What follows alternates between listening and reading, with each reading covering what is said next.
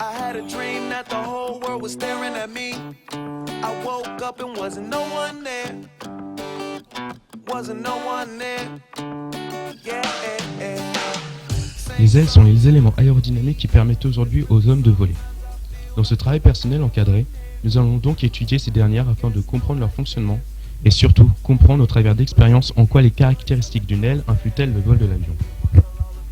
Dans ce but, la vidéo sera divisée en deux grandes parties, elles-mêmes organisées en sous-parties afin de rester structurées. Dans un premier temps, nous ferons une approche théorique du fonctionnement de l'aile et ensuite nous présenterons nos propres expériences. Afin de nous comprendre tout au long de cette production, nous utiliserons le vocabulaire adéquat. Notez que l'extrados est la partie supérieure de l'aile et l'intrados la partie inférieure. Commençons. Dans la première partie, je vais vous expliquer de manière simplifiée ce qu'est la portance, mon domaine au cours de ce TPE.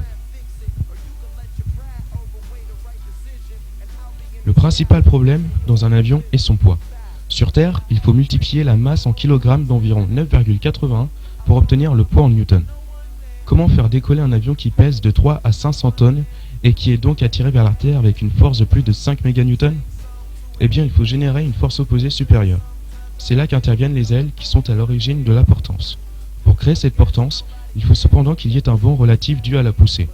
Une dernière force est présente, la traînée. Selon l'équation de Bernoulli, qui est bien que contestée l'explication populaire de la portance, la force de portance est le produit de différents facteurs tels que la masse volumique de l'air, qui diminue avec l'altitude, la surface des ailes, la vitesse du vent relatif, facteur le plus important, et enfin, le coefficient de portance. L'université de Cambridge a effectué une expérience sur le flux d'air. Grâce à elle, on peut comprendre beaucoup de choses sur les origines de la portance, telles que l'effet quanta, à l'origine de la modification de la trajectoire de l'air, ce qui, selon Newton, génère par réaction le soulèvement de l'avion. Une autre force est néanmoins créée à cause des turbulences causées dans l'air, c'est la traînée.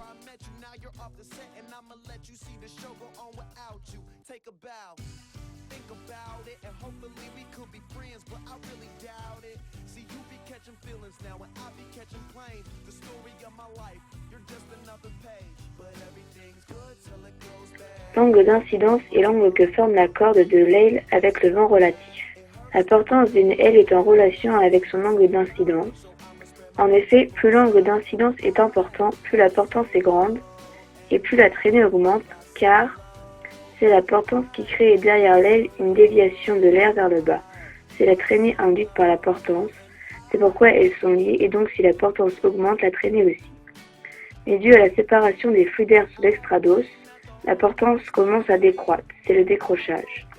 Pour conserver une portance donnée, il faut que l'angle d'incidence augmente au fur et à mesure de la chute de la vitesse.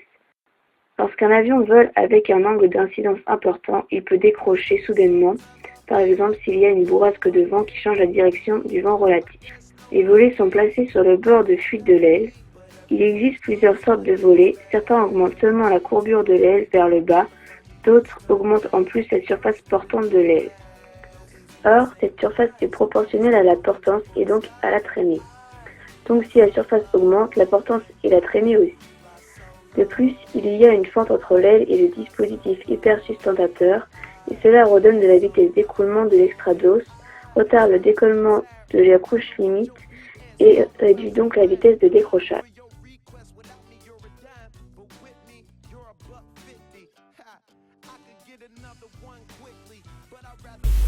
Je vais désormais vous parler des plusieurs types de profils d'ailes dans le monde de l'aéronautique. Pour notre cas, nous nous sommes intéressés aux 3 profils d'ailes les plus courants dans l'aviation. Il s'agit du profil creux, du biconvexe, dissymétrique et du profil supercritique. Voici leurs caractéristiques.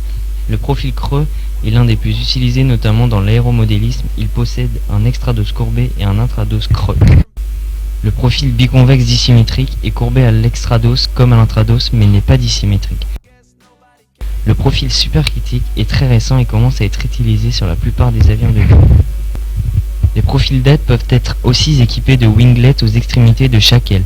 Les winglets servent à réduire la traînée induite par la portance sans augmenter l'envergure de l'aile.